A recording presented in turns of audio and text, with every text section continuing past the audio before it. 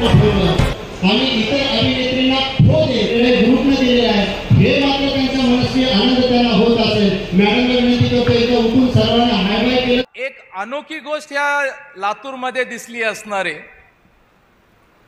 आम्ही 1 महिन्यापूर्वी अमित देशमुख हे आमदार कसे होणार नाहीत ह्याच्यासाठी आम्ही सर्वजण प्रयत्न करत होतो आणि संभाजी पाटील हे आमदार परत कसं होणार नाही त्याच्यासाठी त्यांनी प्रयत्न करत होते. असं कोणताच कसर त्यांनी सोडला नाही. हेलिकॉप्टरनी भया सभा घेतल्या तुम्ही माझ्या इथे.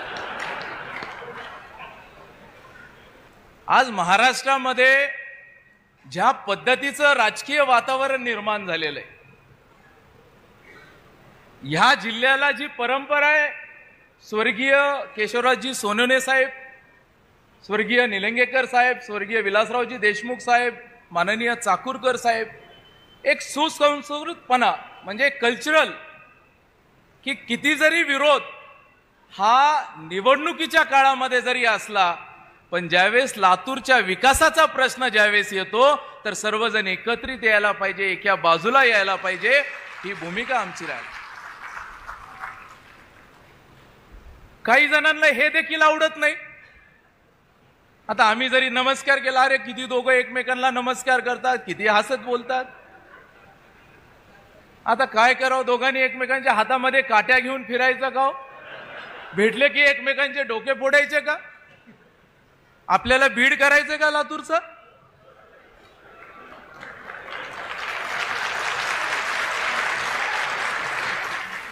नकोय आपल्याला तसं राजकारण. आज आपल्या शेजारच्या जिल्ह्यामध्ये आपण बघतोय काय परिस्थिती हो. माणसं एकमेकांच्या विरोधामध्ये झाले, लोक वेगवेगळ्या नजरेने एकमेकांना बघत आहेत. आज विकासाचा दृष्टिकोन हा आपल्या राजकारणातला मूळ गाभा राहायला पाहिजे. आज आपण अनेकदा मराठवाड्यामध्ये भाषणं होत असताना पश्चिम महाराष्ट्राचा उल्लेख करतो की पश्चिम महाराष्ट्रातल्या लोकांनी आपला विकास पळवला. काय म्हणता तो? आम्हीच आमच्या भाषणामध्ये बोलतो, अरे पश्चिम महाराष्ट्रातल्या लोकांनी आमचा विकास पळवला. त्यांनी आमचा विकास नाही पळवला. त्यांनी त्यांच्या विकासासाठी ज्यावेळेस आम्ही विधिमंडळामध्ये पाहतो, माननीय बनसोडे साहेब आहेत, माननीय भैया आहेत, काळगे साहेब आहेत, ज्यावेळेस विधिमंडळामध्ये आम्ही पाहत असतो एखादा पश्चिम महाराष्ट्रातला विकासाचा प्रश्न आला, एखादा पाझर तलाव असेल, एखादा धरण असेल, त्यावेळेस तिथले कोणत्याही पक्षाचे आमदार असले ते सर्वजण एका बाजूला येतात आणि ते धरण आमच्या भागामध्येच व्हायला पाहिजे ह्याच्यासाठी प्रयत्न करतात. आज ही भूमिका लातूरकरांनी स्वीकारली आहे. आज काही जरी असो, अमित भैया तुम्ही आज विरोधी पक्षात आहे, आमचे काळगे साहेब विरोधी पक्षाचे खासदार आहेत, पण मी तमाम लातूरकरांना आवर्जून शब्द देतो, ज्यावेळेस त्यांनी लातूरच्या विकासासाठी केंद्रामध्ये आमचं सरकार आहे, आमच्या विचाराच्या सरकारकडे त्यांचं लातूरच्या विषयासाठी, रेल्वेसाठी असेल, विमानासाठी असेल, ज्यावेळेस त्यांना जर जायचं असेल तर त्या प्रत्येक मंत्र्यांसोबत याची जबाबदारी आमची असणार आहे. आम्ही ताकदीने आपल्या सोबत येऊ. विचार वेगळे आहेत, आयडिओलॉजी वेगळी आहे. माननीय अमित भैयांची काँग्रेस पक्षाची आयडिओलॉजी वेगळी आहे. माझी आयडिओलॉजी हिंदुत्वाची आहे.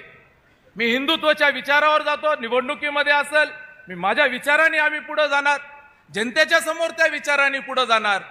पण निवडणुका संपल्यानंतर लातूरचा विकास हीच आमची एक कॉमन आयडिओलॉजी राहायला पाहिजे, ही आमची भूमिका राहायला पाहिजे. महानगरपालिका आम्ही ताकदीने एकमेकांच्या विरोधात लढणार आहे. त्याच्यामुळे तुम्ही असं विचार करू नका ह्यांना सांभाळलं तर तिकडनं निवडून येता येते, असं सांभाळलं असं काही होणार नाही. भैया बरोबर आहे ना? आपण सर्वांनी भविष्यातल्या काळामध्ये काही गोष्टीचा प्रयत्न देखील करणं गरजेचं आहे. विरोध करायला पाहिजे का? निश्चितपणे विरोध करायला पाहिजे.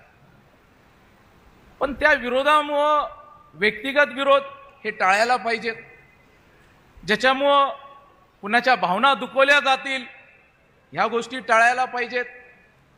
आणि निश्चितपणे ह्या सर्व जर आपण जर एकत्रित मिळून जर बसून विचार करून ह्या दिशेने जर गेलो तर निश्चितपणे आपल्या लातूरला पुढे घेऊन जाण्यामध्ये कुणी आपला हात